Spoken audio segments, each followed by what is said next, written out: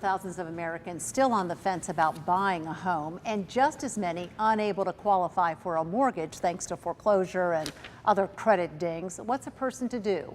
Here with the legalese on rent to own, an option which may be perfect for you, is Fox 29 Common Sense lawyer Shari Olefson. Always good to see you. Thank you. I'm going to state the obvious here. I assume rent to own means that you start out renting but end up owning the house. Exactly. This is a real easy definition. It's sometimes called a lease option, and it combines the rental with the ownership. So the difference is when you're renting a property, you're basically negotiating the lease amount, the monthly rent.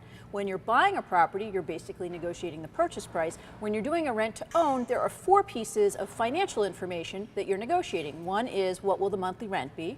The second is what will the eventual purchase price be? But you're also negotiating what's called an option fee, how much money you're going to pay up front for the legal right to buy that property, because that is an important legal right.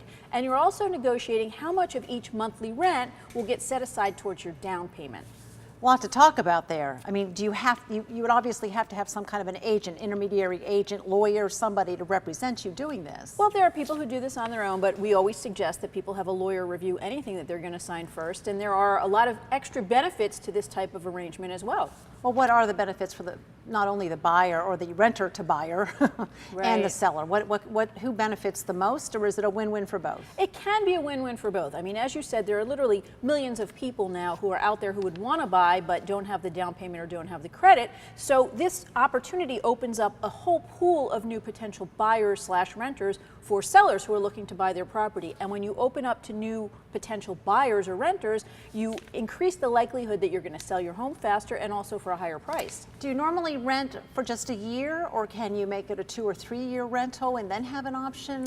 How does that normally work? We're seeing these anywhere from 1 to 3 years because a lot of folks need to repair their credit. And if you've gone through a foreclosure, for example, you may need a couple of years to repair your credit just to be able to buy again. So we're seeing that, 1 to 3 year period. For the buyer, it allows them time to save a down payment, to repair their credit, and also to maybe check out the house, make sure that they really like the house, and not be throwing that rent money down the toilet every month. Well, now, if you're the person who owns the home, do you have to make sure the person renting to buy has a mortgage in place to buy the house down the road? That's interesting, and that goes to some of the detriments to a situation like this. We know there's always a silver lining, and then there's the flip side. So from a buyer's standpoint, you do want to make sure that you're dealing with the owner of the property, because there are a lot of scams out there. And we have seen situations, I've gotten calls from viewers who maybe got scammed by someone who pretended the house was theirs and it wasn't really, or maybe a seller who collected the rental payments and then didn't pay the mortgage. So there are certain steps you want to take.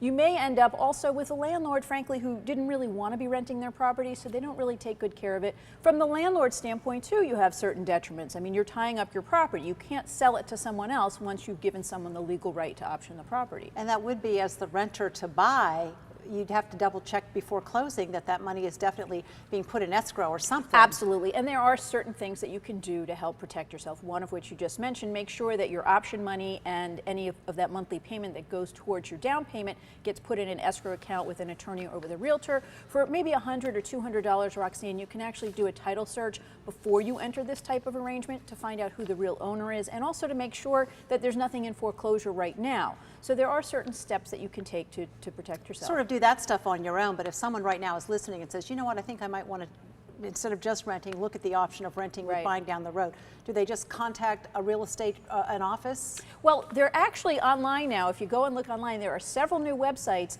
that offer only rent-to-own properties. They're sort of databases like the MLS system that you can search for those. And there are actually real estate companies, franchises that are sprouting up around the country that specialize in rent-to-own properties, because this is going to be, with the government sale of all those Fannie Mae and Freddie Mac homes in bulk to investors who are renting, this is, we are quickly becoming a renter nation. So the rent-to-own model is going to be very, very popular over the next couple of years. I was going to say, it sounds like something that's going to be around for a while. No doubt we'll be talking about it a little more. Thanks, Shari. Sure. Nice to have you here, Take and care. see you again.